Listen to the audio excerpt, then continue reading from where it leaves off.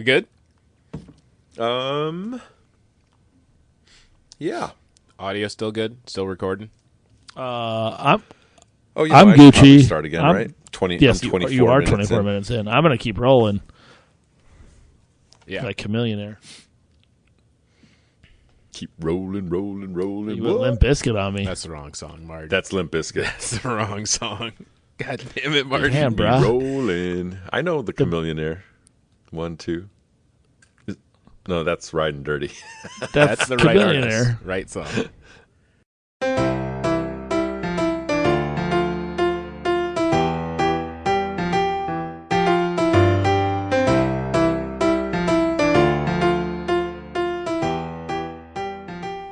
Welcome to our Film Fathers podcast, the definitive podcast about fatherhood, film, and fatherhood in film.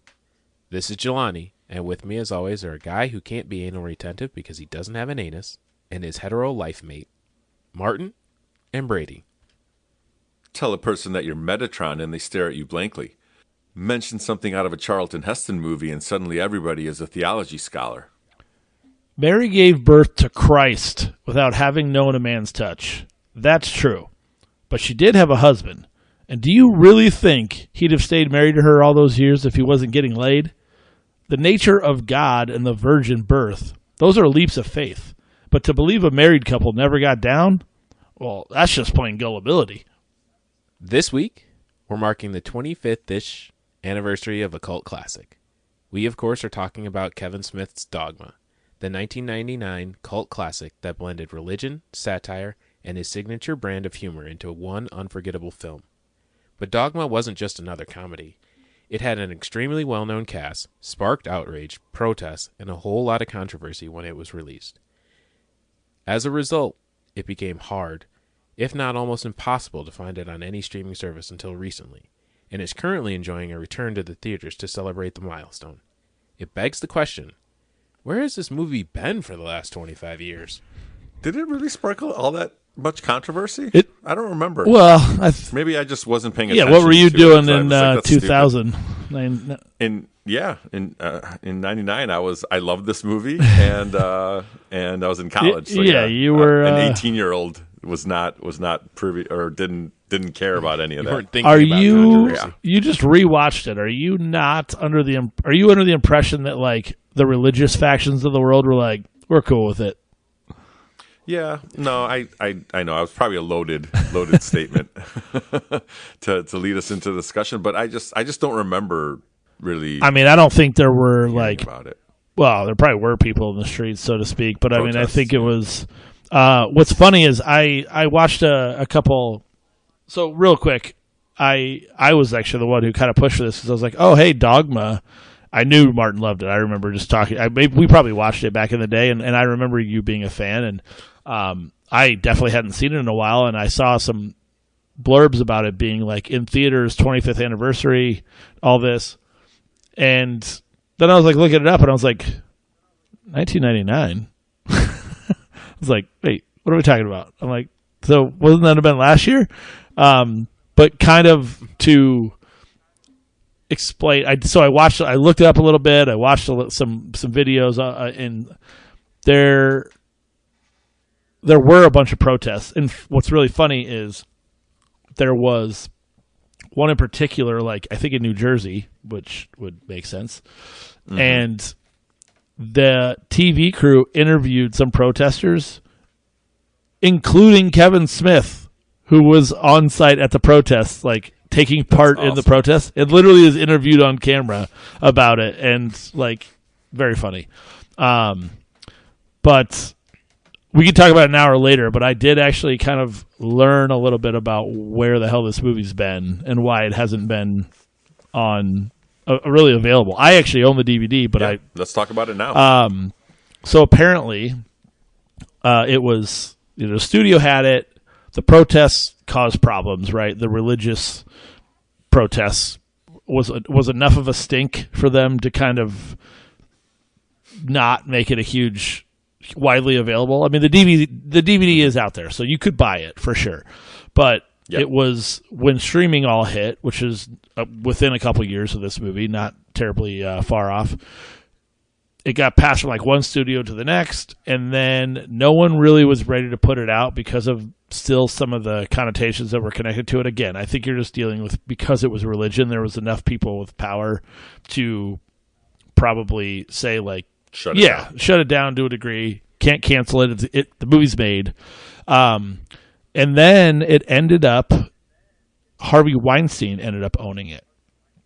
And that wasn't even... That name sounds familiar. Who's that wasn't even known for a long time. And Kevin Smith was saying, I just saw him on a pod talking about it, and he said that he was at a screening at Cannes for a different movie, and someone was being loud outside, and he went outside and was like, dude, shut the fuck up. And it was Harvey Weinstein.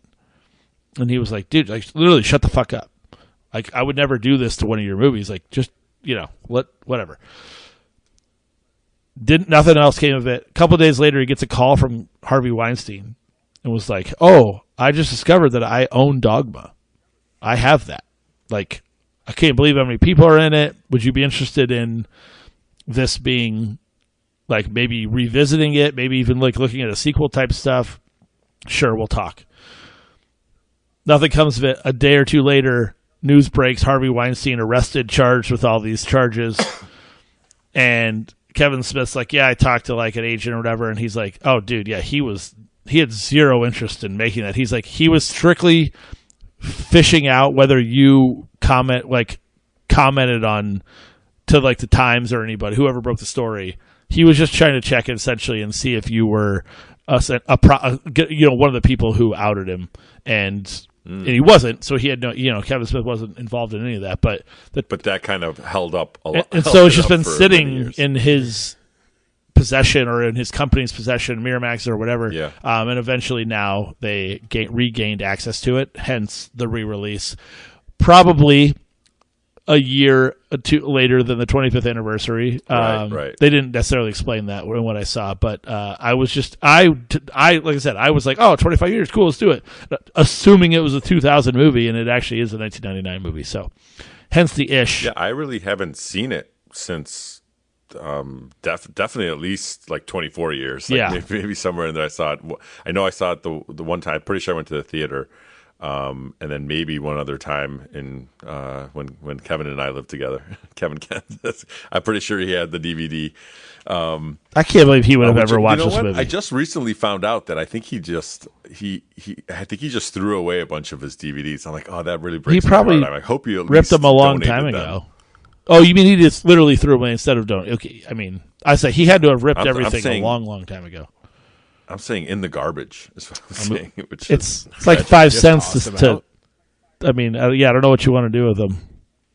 I don't know. You spent a shit ton of money on it. It pains me to see who wants them just be thrown away. You can give them to libraries. You can give them libraries. It makes sense. Used books. They were definitely looking for Dogma. Yeah, I mean, there's probably some gold in the there. The library is like, you got Boondock Saints? I'll take that. You know he had Boondock Saints. Like 6 copies, director's cut. Got them all. What do you need? But yeah, I haven't seen this movie since then, and I honestly didn't. I wasn't as excited as you were to watch it. But I want to hear Jelani's take. Have you seen it before, or is this the first time for you? No, I have seen it before. I was not excited to watch it. You guys did not let that on that you both were not excited. I thought it was like a no-brainer. I don't know. I left the second part out though. I wanted to hear Jelani's first.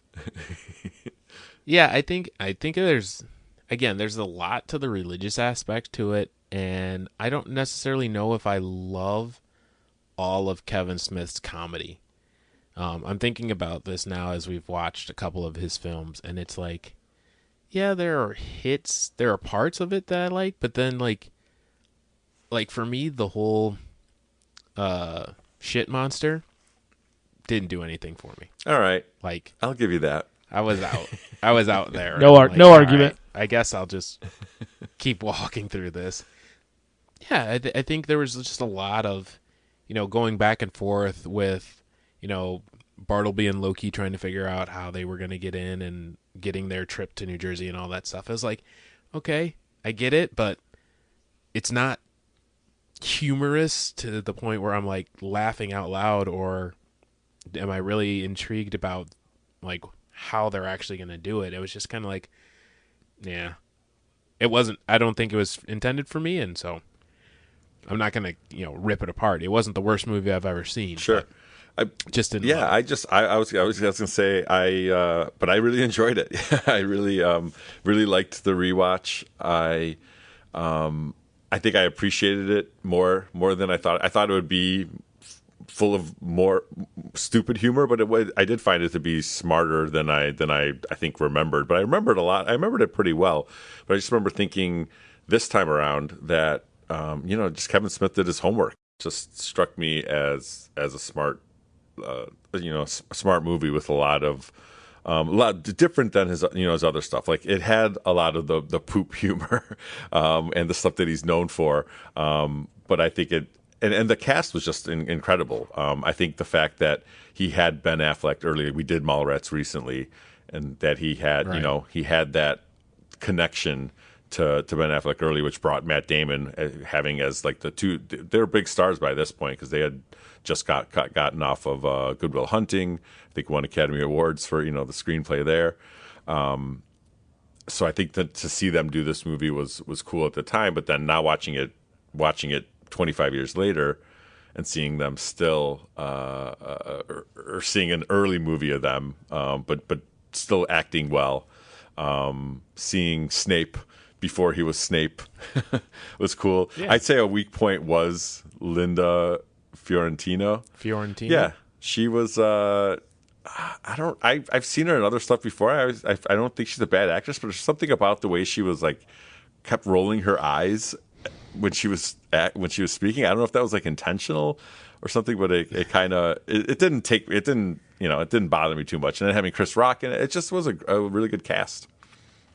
Yeah, I think that was maybe one of the saving graces, right? Is like you said, you did have Affleck, you did have Damon, you got George Carlin, you had Alan Rickman and Chris Rock, and then Linda Fiorentino.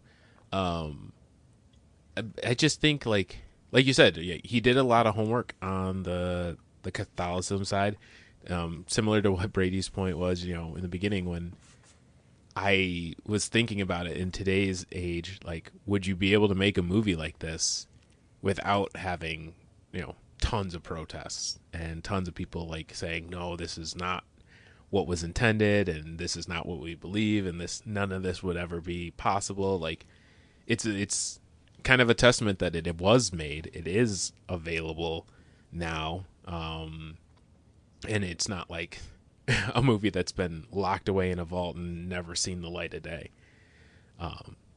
It's so, like I said, it's not the worst movie in the world. There are some points where you're like, okay, this is entertaining, but all in all, it was just like, I guess I'm not the target audience, so I didn't really connect with it the way that I think Kevin Smith intended people to connect. I think for me, growing up Catholic, having been an altar boy, going to Catholic school, there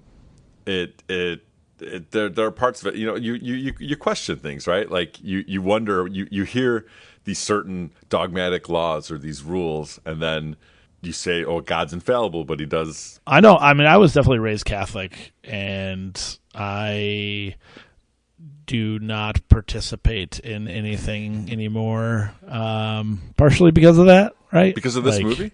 Dogma turned you off? Yes, Dogma turned me off. No, just existing in it turned me off. But I was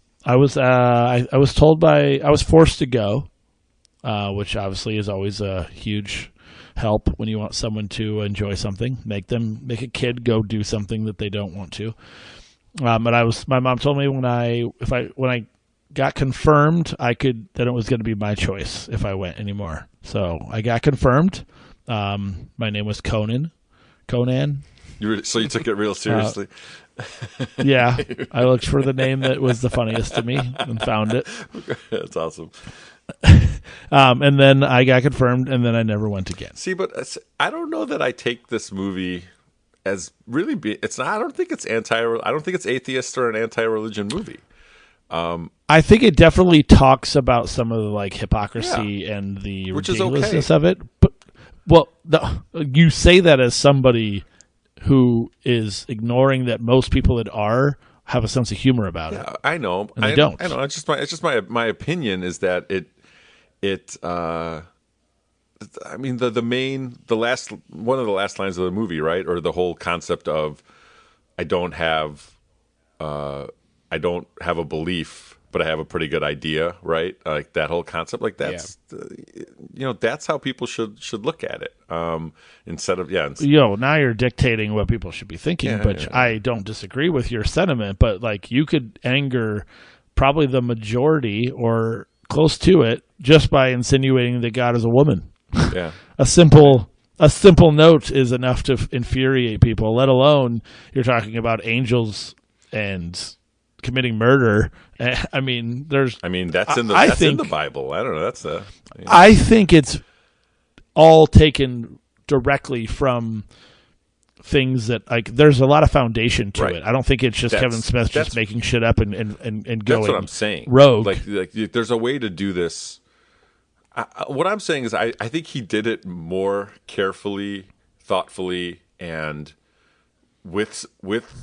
As someone, I think he did it as someone with some faith, with some belief, and not just saying like I don't even know that he's a full on atheist. Like I don't know. From this movie, you wouldn't be like, yeah, for sure. This the message of it is to not believe or to not have any type of faith. I know they use those words differently. At least to say it's, again, like I said, having an idea, but I just think it's almost more pro-religion than I think some of the people that probably hadn't seen it and were complaining about it actually know.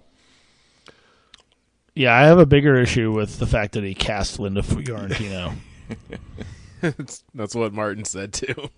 Yeah, I legitimately, if there's a weak link, that's like the whole movie, in my opinion, has a flaw, and it's her.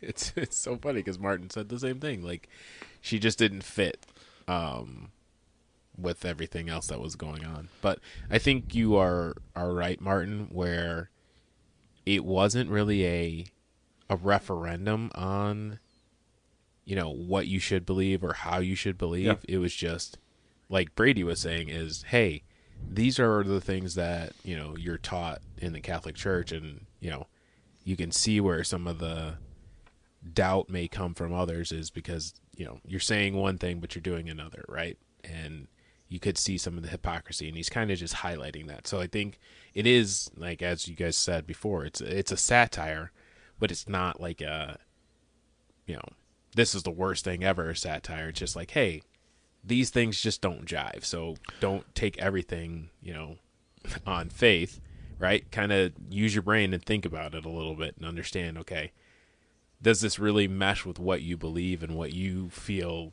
in your heart should be the right thing to do? Yeah. There's just no one that I remember existing in the church who was ever going to be able to laugh about any of that stuff in my world. It was, I mean, the younger movement would be the most likely, but even then, half of those kids were, diehard and believed everything they were reading, and so I just think I get 100% why there was.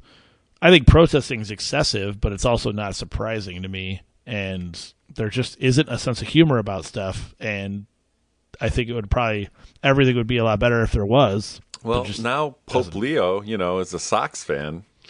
So hopefully he'll have a sense of humor. I guarantee you he's seen this movie. It's mandatory. It'll bring some levity into the Catholic Church, which we probably need. Yeah, a long time ago. So yeah, but the cast is kind of bonkers, insane. Right? I mean, obviously you get the Ben Affleck, Matt Damon, bromance is in full effect. I mean, he got Jason Mewes back, which I didn't think he would. He's been doing so much. Well, and Jason Lee was supposed to be Bartleby, and I think he was like unavailable for enough time, and so that ended up being Affleck. And I think the Affleck Damon back and forth is a good one. Yeah. Or I'm sorry, I think he was supposed to be Loki, so Damon wasn't going to be the fill-in. I see. Was the fill-in? Yeah. So I think Affleck was right for Bartleby, but I do like the back and forth with Affleck and Damon, so I think that worked out well in hindsight. So and interesting to see George Carlin too, frankly, because I like George Carlin. Well, I think we all did, and I think it was good. A well-rounded cast that had some star power and ways to kind of bring, his vision to the movie and make it more entertaining than just a referendum on Catholicism. Great use of referendum. You like that? Got the dictionary right here. I'm looking right at it. Even the disclaimer in the very beginning said to me that they were like, "We are going to get destroyed by by people." Yeah, I think it was and platypus fans. Yeah, right. Yes, especially platypus fans. Platypi. Platypi. Yeah. I think it was just more of a, and I think I maybe have said this on the podcast before, but like, I don't know. Yes, myself at 18, 19, I think I thought there was a lot more. I thought a lot more of the world thought like me. I just didn't realize that there was, that many humorless people. And yeah, as you get older, you just realize that that's the case. I guess it's going to offend. But when you see like these works of art, like this movie, or read most popular books or listen to any kind of popular music, you tend to think that, hey, this is the popular sentiment around there, and being more pious or whatever, or more serious about religion, I thought it was more going by the wayside. But we are 25 years later, and it does not seem to be that way. So I don't know. It was just my own naivete, I guess, that led me here. Yeah, I mean, you are a naive person. Nothing if not naive. And I'm sorry for the listeners. My headphones cut out, so I missed a minute when Martin was on his soliloquy. Was the assessment like, Jelani? What was your assessment of the movie, the rewatch? So I didn't love it. It's again. Did you love it at one point? I don't think I ever did. I No? think I just Okay. watched it. Just because, again, everybody was watching it, and it was a thing to know about. Yeah. I honestly think this might have been the first Kevin Smith movie I ever watched. Oh, Interesting. Mallrats was definitely not for Yeah, I don't think it might have been, because I probably didn't. I didn't veer a whole lot into his oeuvre until after college. And so, this would have hit right around like when everybody was getting their DVDs and putting them in their room. Probably got passed around the dorm room a couple of times, and people were like, hey, you should see this or check this out. But yeah, it might have been the first one. Interesting. See, I loved. I think I mentioned this when we talked about Mallrats too. I did love Mallrats for the music and just the whole general vibe of it. And then I loved Chasing Amy after that because it felt very, I don't know, progressive and different too. And I think I liked it a lot more than other people did. And then this one, I don't know why I didn't. We talked about that. Why I haven't revisited it? Maybe because it wasn't available, so it just wasn't like talked about that much. But I'm glad that it is back in the conversation. I'm glad that we're bringing it back into the conversation because I think it is. I think it's better, like I said, better than I remember.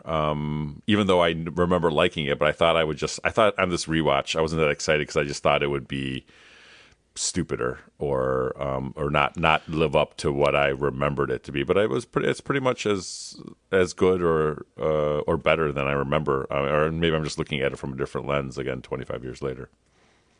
There were a couple of moments I was like, this is kind of stupid. But then as a whole, all Kevin Smith movies, I think, have that. And I think Jelani had mentioned that, Yeah, and I think that was my thing. So I had a couple of those, and it was like almost like trending me down a path of not enjoying it.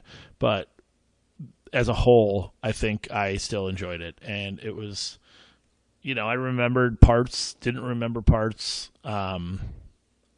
I still think he's singular as a filmmaker, like he is unique, like it or hate it, like it, love it, hate it, whatever. I lean towards the love for Kevin Smith and his style, but at the very least, I'm always impressed that one man can come up with this wide range of films and to have this much thought on and guts to put this movie out there. I guess at the time, That's fair. Is what I most like about it. And yeah, there are parts. I remember in Jay and Silent Bob Strike Back, which I think was right after this or a little bit. I felt like that one veered towards a lot of silly, stupid things that he probably just got to be this big director that got to do all the things that he've always wanted to, and like bigger budgets and all that, and maybe lost a little bit of the indie roots.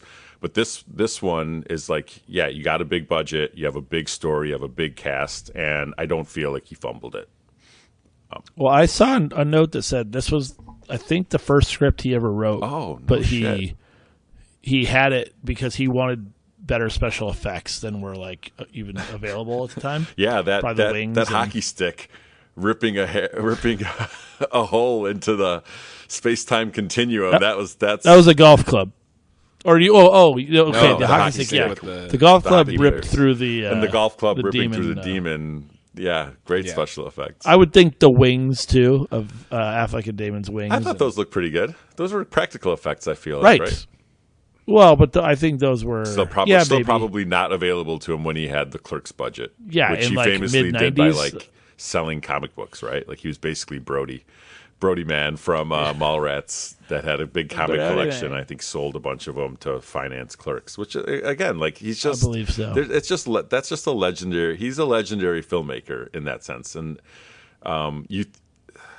there was something to the '90s. Again, we talk about movies in the '90s that you felt like anyone could pick up a camera, and oftentimes anyone did. Kevin Smith picked up a camera.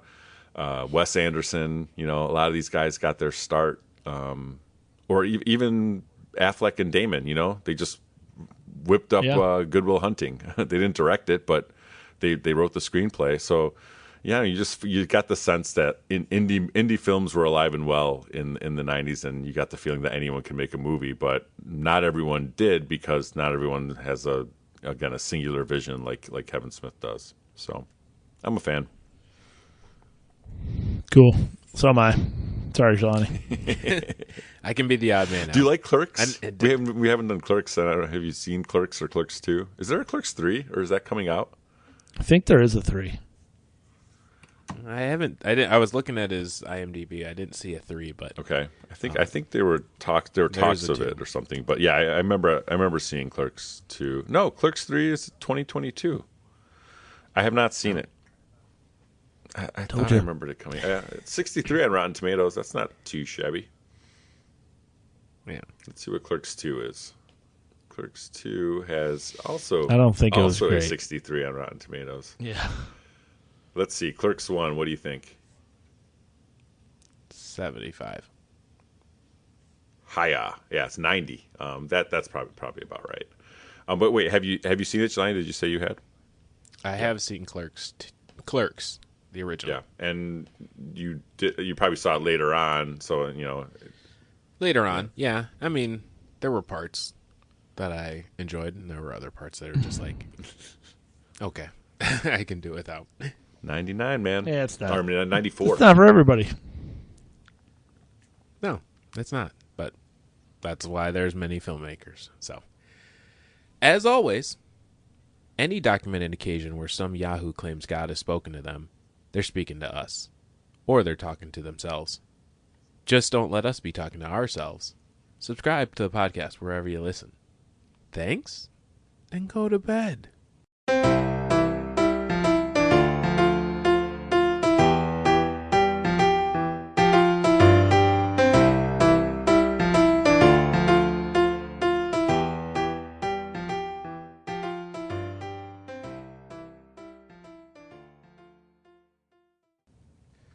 We never worked harder for two 20-minute podcasts. No.